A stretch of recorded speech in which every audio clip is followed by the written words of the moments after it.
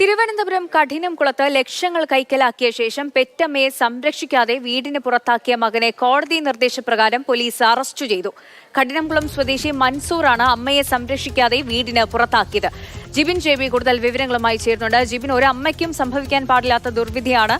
എന്തായാലും ഇപ്പോൾ കോടതി ഇടപെട്ട് മകനെ അറസ്റ്റ് ചെയ്തിരിക്കുന്നു. എപ്പോഴാണ് ഈ ഒരു സംഭവം ഉണ്ടായത്? കോടതി നടപടികളിലേക്കൊക്കെ കാര്യങ്ങൾ നീങ്ങിയത് എങ്ങനെയാണ്?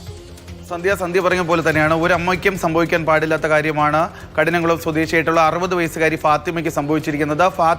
ഫാത്തിമയുടെ ഭർത്താവ് ഈ മകൻ ജനിച്ച് കുറച്ച് നാൾ കഴിഞ്ഞപ്പോഴേ നഷ്ടമായതാണ്. പിന്നീട് മകനെ വളർത്തുന്നതിന് വേണ്ടി ഏറെക്കാലം ഫാത്തിമ വിദേശത്തായിരുന്നു. അതിനുശേഷം മകനെ കൂടി വിദേശത്തേക്ക് എത്തിച്ച് അവിടെ ഒരു തൊഴിൽ മാർഗം ഉറപ്പാക്കിയ ശേഷമാണ് ഫാത്തിമ വയസ്സായ ശേഷം നാട്ടിലേക്ക് വന്നത്. ഇതിനിടെയാണ് മകൻ നാട്ടിലേക്ക് എത്തി അമ്മയുടെ കൈവശമുണ്ടായിരുന്ന പണവും അതുപോലെ അമ്മയുടെ സ്വത്തും കൈക്കലാക്കി അത് വിറ്റ് പണവും കൈക്കലാക്കിയ ശേഷം ഉമ്മയെ വീട്ടിൽ നിന്ന് ഇറക്കി വിടുന്ന ഒരു സാഹചര്യം ഉണ്ടായത്.